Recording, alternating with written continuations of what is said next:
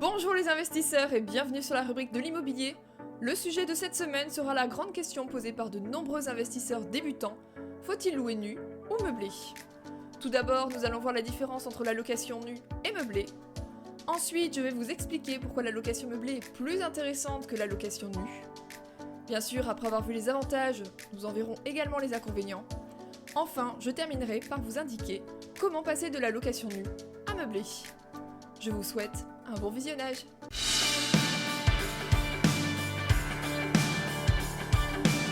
Investir en immobilier locatif signifie choisir le type de location que vous souhaiteriez mettre en place.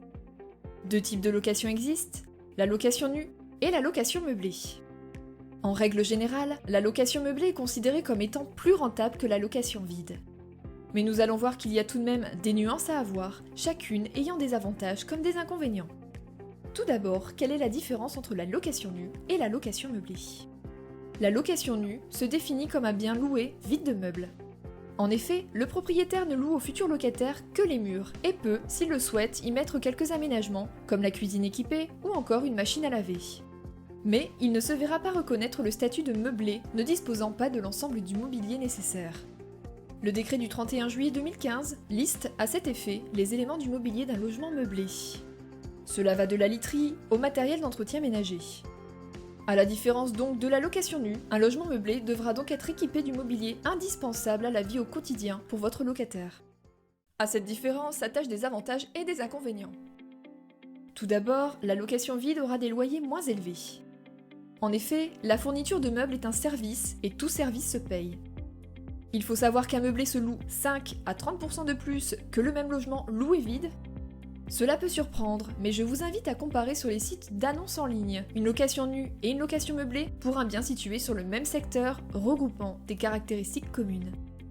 Pour vous donner un exemple concret, un studio de 20 mètres carrés dans le 15e arrondissement de Paris se louera 604 € brut hors charge par mois. Alors qu'en location meublée, la location pourra se faire à 676 € brut, à laquelle s'ajouteront les charges. Ce qui est un avantage non négligeable. Mais en plus de pouvoir louer plus cher, la location meublée permet également d'avoir une meilleure rentabilité brute. Pour calculer cette rentabilité brute, il vous suffit de prendre le prix de votre loyer annuel et de le diviser par le prix de votre logement, le tout multiplié par 100. Et vous allez voir que le logement meublé a une meilleure rentabilité que le bien vide. Bien sûr, ce rendement locatif brut vous donnera une première indication, mais attention, quand vous louez, vous devez bien tenir compte de l'ensemble de vos charges et taxes locales, ainsi que votre tranche d'imposition, afin de voir ce qui est le plus rentable. Reprenons notre exemple. Si votre studio parisien vaut 190 000 €, sa rentabilité brute annuelle, en location vide, sera de 3,8%. La rentabilité s'obtenant en faisant 604 € x 12 mois, divisé par 190 000 € x 100, alors que votre rendement sera de 4,2% en location meublée en faisant le même calcul, avec pour base le loyer de 676 €. Ainsi, louer un bien meublé a une meilleure rentabilité que louer un bien nu. Enfin, en termes de fiscalité, la location meublée a l'avantage d'être plus favorable. Cette partie risque d'être un peu plus technique, donc accrochez-vous. Pour faire simple, la fiscalité française vous permet de choisir entre ces deux types de location.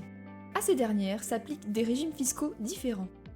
Tout d'abord, pour la location nue, les loyers retirés de la location rentrent dans la catégorie des revenus fonciers.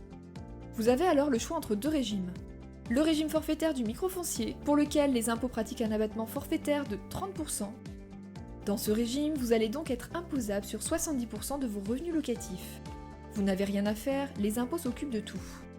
Mais vous avez aussi à côté de ce régime microfoncier, le régime réel, appelé couramment déficit foncier, que la plupart des propriétaires utilisent quand ils sont en location nue, car plus avantageux que le microfoncier. Grâce à ce dernier, vous pouvez déduire un certain nombre de charges. Pour vous en citer quelques-unes, les charges peuvent être les intérêts d'emprunt, les frais de dossier bancaire, les charges de copropriété déductibles, les travaux, la taxe foncière, etc.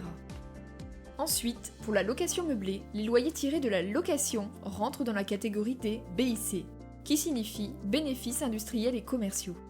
Même chose qu'en location nue, vous avez le choix entre deux régimes. Un régime forfaitaire, appelé ici microbic, mais cette fois-ci avec un abattement de 50%.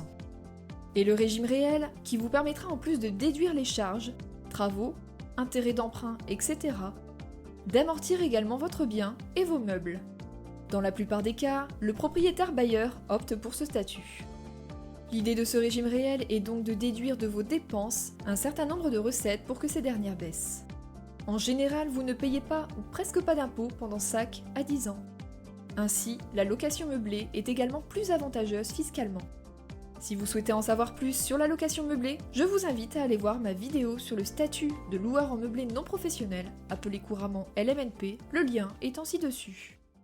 Si la location meublée a de très nombreux avantages, elle a également quelques inconvénients qu'il faut connaître. Tout d'abord, le turnover est plus important en location meublée. Mais pourquoi selon vous? Tout simplement parce que les baux ne sont pas les mêmes. En effet, en location nue, votre bail sera automatiquement de 3 années, y compris si vous possédez le bien via une SCI familiale. En revanche, si vous possédez le logement via un autre type de société, le bail sera alors de 6 ans. De plus, il faut savoir que la durée du bail vous liant au locataire est renouvelable par tacite reconduction.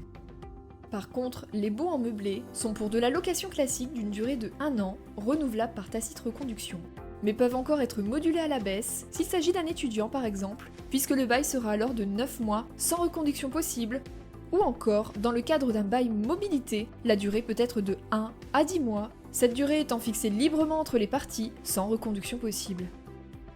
De même, il faut savoir qu'en plus de la durée du bail, le préavis n'est pas le même pour le locataire en place. En location nue, le préavis est de 3 mois, sauf en zone tendue où il passe automatiquement à 1 mois. Ces zones sont par exemple Paris, Lyon, Marseille, Lille, etc. Par contre, pour de la location meublée, le préavis est automatiquement de 1 mois, quel que soit le type de bail. Ainsi, il est plus facile pour le locataire en place de partir en location meublée que nue, les règles n'étant pas les mêmes. Il est donc vrai que le turnover est en effet plus conséquent en location meublée, mais il est important de constater que vous aurez plus de souplesse pour récupérer votre bien. En effet, en location nue, le bailleur peut mettre fin au bail uniquement en respectant un délai de 6 mois au moins avant l'échéance ou terme du bail. Ce préavis doit de plus être motivé pour un motif légal. Alors qu'en location meublée, la durée du préavis est diminuée à 3 mois pour un bail classique, avec obligation comme pour la location nue de justifier d'un motif légal. Et le préavis, quant à lui, est automatique pour les autres types de baux, c'est-à-dire par exemple que pour un étudiant dont la durée du bail est de 9 mois et pour lequel il n'y a pas de reconduction possible, le bail s'arrêtera automatiquement à la fin de la période de location. Le congé au locataire n'est donc pas nécessaire, ce qui laisse plus de liberté pour le propriétaire pour récupérer son bien en meublé. Mais à côté de ce turnover, plus important en meublé, le propriétaire doit entretenir les biens mis à disposition. Comme indiqué précédemment, certes, le propriétaire loue entre 5 à 30% plus cher qu'en location nue, mais lorsque les meubles ou les équipements électroménagers seront à changer, le propriétaire devra les prendre à sa charge. Ce qui peut s'avérer être un coût à prendre en compte dans votre rentabilité. De plus, il y a parfois une rotation de locataires plus importante qu'en location vide, ce qui accélère généralement l'usure normale des meubles. Mais rassurez-vous, sachez que comme tout logement, que ce soit nu ou meublé, ce qui est à réparer ou à rénover du fait de la vétusté reste à la charge du bailleur. Et surtout, rappelez-vous qu'en location meublée, en choisissant le régime réel, vous pourrez amortir vos meubles. Enfin, de nombreux investisseurs, au vu des impôts payés, regrettent d'avoir fait de la location nue. Ce qu'ils pensaient être une bonne idée, au final, leur a alourdi leur imposition. Mais alors, comment passer de la location nue à meublé ? La location nue étant nécessairement un bail de 3 ans, il vous faut attendre soit le renouvellement du bail, soit le départ du locataire. Mais attention, il vous faut avoir l'accord du locataire en place en cas de changement de bail en cours. Soit ce dernier accepte, le bail passera donc en meublé. Par contre, s'il refuse, le bailleur devra attendre son départ. Sachez qu'aucune contrainte n'est possible pour changer le bail en cours. Mais ce n'est pas tout. En plus de l'accord du locataire, il vous faut également vérifier qu'aucune disposition de votre règlement de copropriété ne l'interdise, ce qui vous évitera d'avoir de nombreux désagréments. J'espère que cette vidéo vous a éclairé sur le type de location à faire, même si je vous recommande fortement la location meublée. Si cette vidéo vous a plu, on n'oublie pas de s'abonner, mettre un petit pouce bleu, un commentaire et partager la vidéo sur les différents réseaux sociaux. Je vous dis à la semaine prochaine. Salut les investisseurs!